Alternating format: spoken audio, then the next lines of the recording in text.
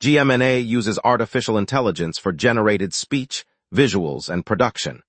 AI-generated content may contain errors. Please verify important information before making decisions or taking action.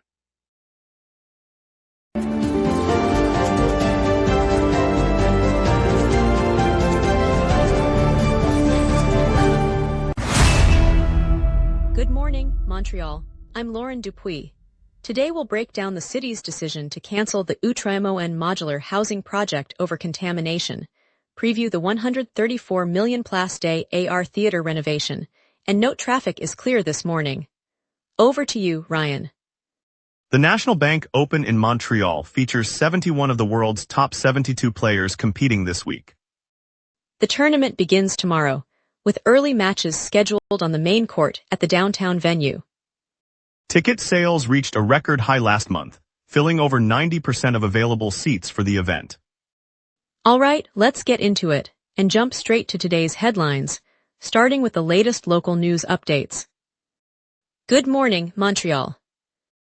Eastbound traffic on Highway 40 will be halted between the Côte de Lys interchange and Highway 15 beginning this evening and remaining closed through Monday morning. The shutdown, part of scheduled work, affects a key east-west artery that carries thousands of commuters daily. Drivers are urged to seek alternate routes, such as the nearby Autoroute 15, the Champlain Bridge Corridor, or local arterial roads, to avoid the anticipated bottlenecks. SDM and the Provincial Transport Ministry have warned that detours could add significant travel time, particularly during peak rush periods. Emergency services will maintain access for responders, and signage will be posted along the affected stretch. Freight carriers using the corridor are advised to coordinate with their logistics teams, while BIXI riders may encounter longer travel times on routes that parallel the highway. The closure is expected to lift early Monday, allowing traffic to resume its normal flow. The province has announced it will keep its electric scooter pilot in place until 2028, despite a chorus of warnings from physicians. Health officials say the current regulatory framework leaves children vulnerable to severe injuries, a risk they say has not been adequately addressed. The trial, which began with a limited fleet operating under strict speed caps and helmet requirements, was intended as a short-term assessment of urban mobility. By extending the program, the government signals confidence in the existing safeguards, even as doctors continue to press for stricter age limits and mandatory protective gear. Critics argue the extension could expose more young riders to accidents, while authorities point to data suggesting no surge in serious incidents since the pilot's launch. The decision will shape how electric micro-transport is integrated into streets across the province for the next several years. Philip Danault, the veteran forward who now leads the Canadiens as their oldest active player, is closing in on a career landmark. The 33-year-old, who joined the club 3 seasons ago, has logged more than 1,200 games in the NHL and continues to contribute on the ice with steady two-way play. Coaches say his experience and work ethic remain vital as the team navigates a busy stretch of games. Danault, a native of Saint-Jean-sur-Richelieu, recently reached a personal best in points per game this season, reinforcing his reputation as a reliable presence.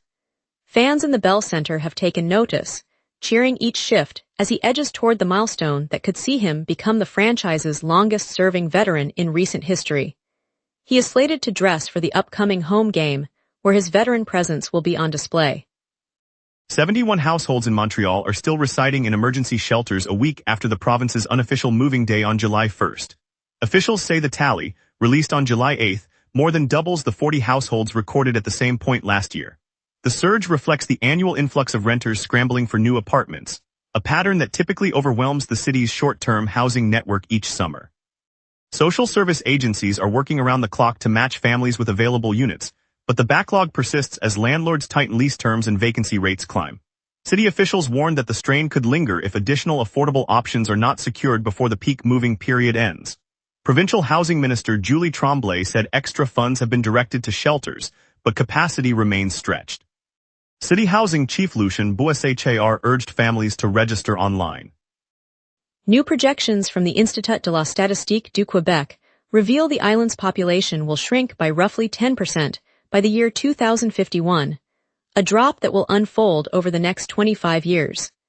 The agency's model, based on current birth rates, migration patterns, and aging demographics, shows a steady outflow that could reverse decades of growth. At the same time, analysts note that demand for new housing is expected to stay high, driven by limited supply and rising household formation. City planners and developers face a paradox: fewer residents, but continued pressure on the rental and ownership market. The forecast arrives as municipal officials grapple with long-term infrastructure and service planning, prompting calls for updated strategies to balance a declining population with persistent housing needs. Policymakers say the data will shape future zoning and transit decisions. Coming up, the Air Canada jet that left the runway at our airport with no injuries, plus more local headlines. We will be right back. Watch the local sunset tonight at 6 p.m. for all your local Montreal news. If you run a venue, a comedy night, a concert, a fundraiser, you already know the hardest part isn't the show. It's selling the seats. Theaterfiller changes that. In minutes, you're set up with your own ticketing page, QR code delivery, and a door scanner. No technical headaches. No middleman taking a cut of your night. Your event, your tickets, your revenue. Go to theaterfiller.com and fill every seat. Welcome back. I hope you're feeling ready for the day. Let's dive into what's happening in our community, and now our colleague takes us to the local stories. An Air Canada jet veered off the runway at Pierre Elliott Trudeau International Airport yesterday, prompting officials to shut the strip temporarily. The aircraft, which had just touched down, left the paved surface without injury to passengers or crew. Trudeau Airport officials confirmed that the runway closure lasted several hours, causing a cascade of flight delays and cancellations through Thursday evening. Airline representatives said the plane was inspected and cleared to taxi to the gate once the runway was deemed safe. No emergency services were required beyond standard ground crews, and the incident is under investigation by Transport Canada. Travelers waiting at the terminal reported long lines and rebooking efforts, while the airport worked to restore normal operations before the night shift. Management coordinated with airlines to reroute departing aircraft to alternate runways, extending wait times for passengers on connecting itineraries. Artists have turned the shadowed space beneath the Metropolitan Expressway into a vibrant outdoor gallery. In St. Mitchell, a group of local creators began applying large-scale murals on Thursday afternoon as part of an early pilot to shape a new cultural hub. The work expands the Quartier des Arts du Cirque outdoor exhibition, adding bright scenes that stretch across the highway's underside. City officials say the initiative aims to revitalize the neighborhood, inviting residents and commuters to experience art while waiting for traffic. The murals feature themes of community, movement, and the neighborhood's history, offering a daily splash of color for pedestrians and drivers alike. Parents walking children to school and cyclists heading to the market now pass the bright walls, turning a commute into a brief cultural pause. The project remains underway, with more paintings scheduled throughout the summer, turning the expressway corridor into a living showcase of local talent. Yesterday, the Martinez-Ferrada administration announced a review of the Bayry Street construction project, signaling a possible shift in the bike lane design slated for the downtown corridor. The City of Montreal said officials will reassess the current plans after weeks of traffic disruptions and complaints from residents and merchants along the thoroughfare. The review could lead to changes in lane widths, surface materials, or the overall layout, affecting cyclists who rely on the route for daily commutes and shoppers navigating the area. Construction crews remain on site, so motorists should continue to expect detours and reduced lane capacity. Delivery drivers and public transit operators have also voiced concerns about the narrowing of lanes and potential delays to their schedules. City officials have not set a timeline for any modifications, but they pledge to keep the public informed as the assessment progresses. 71 of the world's top 72 tennis players have arrived for the National Bank Open, the premier ATP Tour stop in the city. Headliners include Italy's Jannik Sinner, fresh off a major title, and Canada's Felix Auger-Aliassime, who will be playing in front of a hometown crowd. The tournament, held annually at the Stade IGA, brings the sport's elite to local courts, offering fans a chance to watch nearly the entire top tier in action. With only one top-ranked player missing, the draw promises high-intensity matches from the opening day. Ticket holders can expect a packed schedule of singles and doubles as the competition unfolds through the week, turning the city into a global tennis hub for the next several days. Only one top-ranked player is absent, underscoring the tournament's pull for nearly the entire elite field in the season. CF Montreal announced today that defender Luca Petrasso has agreed to a new deal that will keep him in the club's back line through the 2029 season. The 26-year-old, who broke into the first team last year, will now be under contract for the upcoming 2028-29 campaign and the following season as well. Club officials said the extension reflects both his steady development and the desire to maintain a solid defensive core as the team pushes for playoff spots. Fans can expect to see Petrasso anchoring the back line at home games throughout the summer, adding continuity to a squad that has been reshaping its roster. The move also gives local supporters a familiar name to rally behind as the club looks ahead to the next few years.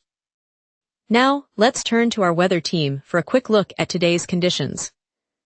Western jet stream surging at 134 kilometers per hour drives today's calm, high-pressure spell. On this date, Montreal's all-time heat peaked at 36.1 degrees Celsius in 2020, a brief surge during an unprecedented western heat wave that pushed the jet stream north. The coldest reading was 12.3 degrees Celsius in 2016, when a lingering Arctic front slipped southward and stalled under a weak ridge. By contrast, today's climatological normals sit near 24 degrees for the high and 18 for the low, illustrating how today's temperatures sit well below the historic extremes. Zooming into the live radar, the screen is completely clear across southern Quebec and the St. Lawrence corridor. No echoes appear, confirming the absence of any rain bands or convective cells.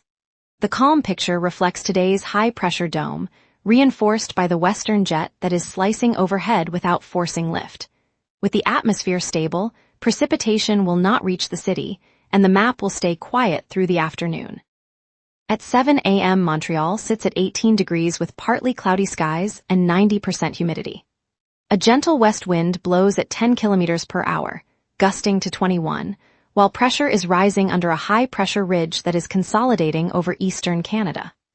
The western jet stream overhead, moving at 134 kilometers per hour, caps the air mass and suppresses any upward motion, keeping the day dry. Temperatures will climb steadily, reaching 21 by 9, 24 at noon, and peaking near 26 in mid-afternoon before easing to 25 by sunset. The UV index holds at 3 and wind remains light, max 11 from the south. No weather alerts are in effect. With the atmosphere settled, we now turn to the 5-day outlook. Friday brings a high of 26 and a low of 15 under clear skies as the high-pressure ridge persists. Saturday mirrors Friday, with another 26 maximum and 15 minimum, the jet remaining aloft and dry. Sunday nudges a degree warmer, 27 at the peak, while the low climbs to 17, still clear and sun-dominated. Monday the cloud cover thickens. Despite a high of 27, the low rises to 20, producing overcast conditions as a weak frontal boundary slides eastward. Tuesday turns the heat up sharply, a high of 32 and a low of 20, mainly clear with a 20% chance of rain in the afternoon as the jet dips slightly and moisture returns from the Great Lakes.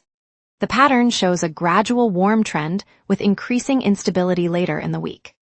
And that's your weather. Remember, the local sunrise is also available as a podcast. Listen anytime on iHeartRadio or wherever you get your podcasts. Traffic eases with delays. The Montreal Roses have signed 2 international stars, and Chamber Spotlight shines on dragon flowers. We will be right back. Watch the local sunset tonight at 6 p.m. for all your local Montreal news. Autoroute 25 and the Louis-Hippolyte-Lafontaine Tunnel are closed this morning, pushing traffic onto nearby east-west corridors. Drivers heading downtown from the east will see a steady stream on Rue St. Laurent and Boulevard René Lévesque, adding roughly 10 to 15 minutes.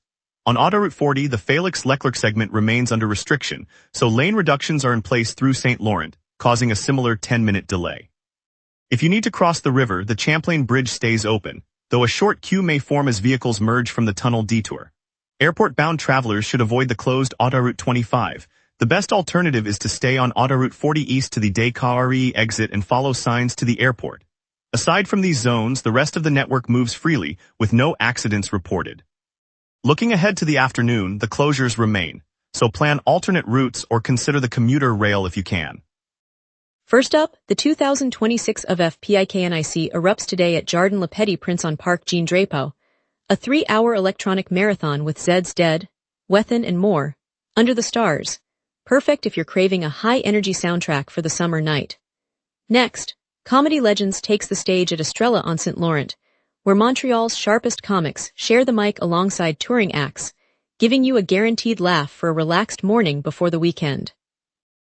If you are in the mood for something whimsical, head to Parc Léo Jacques for Medieval's Lanadier, a fantasy fair of jousting, circus acts, and historic reenactments that transports the whole family back in time, great for kids and history buffs alike.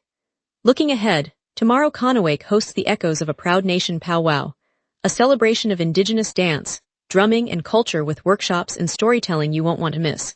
That's your quick guide to today's must-see happenings. And now here's Tyler with sports. Big moves in Montreal soccer, and a Habs farewell worth noting. The Montreal Roses made a splash earlier this week, confirming the signings of Marie-Yasmine Aladou and Yves Perisset. Both players bring international pedigree to the club, according to CBC Sports Soccer. The Roses are clearly building with ambition heading deeper into the Northern Super League season. The Northern Super League is attracting serious outside attention. An international sports firm has committed $30 million to the 6-team Canadian Women's Pro League, which is currently in its second season. Montreal is among the 6 clubs benefiting from that growing financial backing, per CBC Sports Soccer. A notable chapter closed for the Montreal Canadiens late last month. The organization traded longtime forward Brendan Gallagher to the Vancouver Canucks in exchange for future considerations, according to CBC Sports NHL. It marks the end of a long run in Montreal for the veteran winger.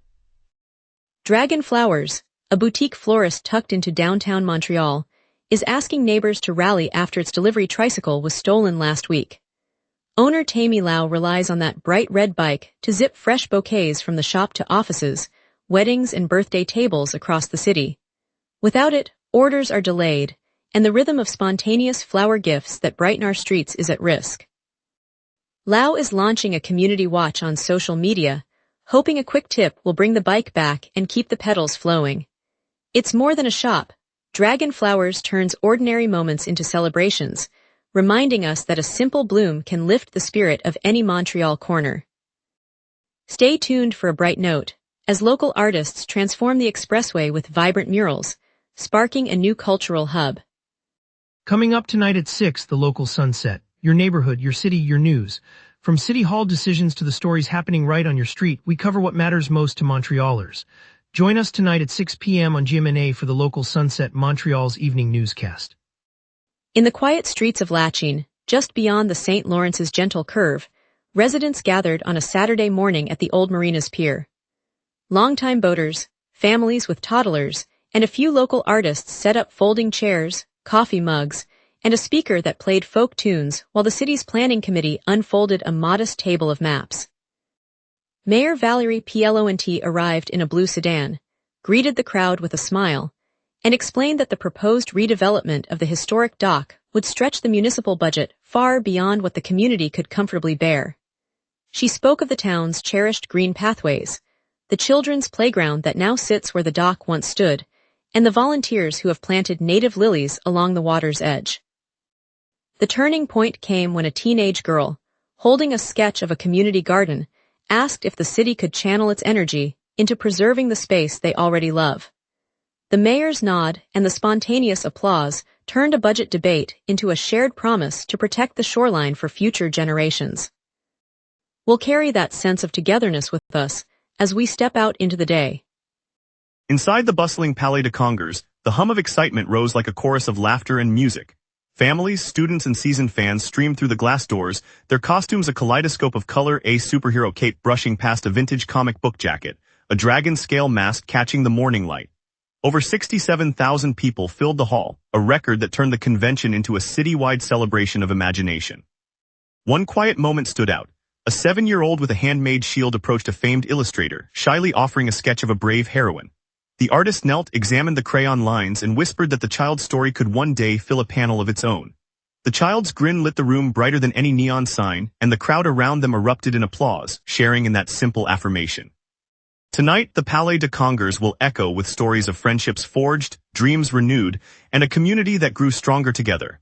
It's moments like these that remind us how connected we all are. Thanks for joining us, Montreal.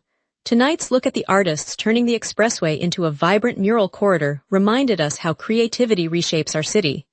Stay safe, keep the conversation going, and we'll be back tomorrow with more stories that matter to you. Good night, Montreal.